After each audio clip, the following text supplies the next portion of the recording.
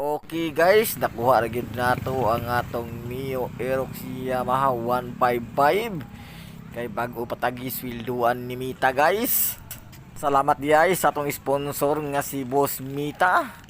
Kay kini nga motor sakto gid sa atong mga rides sa atong mga vlog ug atong mga baby girls og silpihan dayon nato guys ingkuran ta aron makarelax ta para makaingon pud silang kita gid ang driver bisan dili kita ang tag-iya.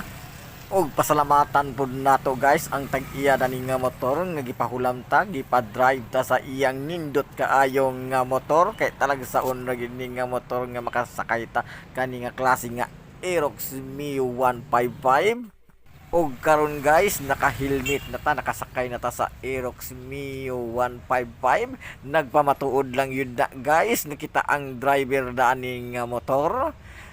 Og pohon-pohon guys makabot ra gyapon nato ang atong pangandoy nga makapalit sa atong kaugalingon nga tsadang nga motor sa madaaning Mio Aerox 155 nga motor makabot ra gyapon nato ni guys.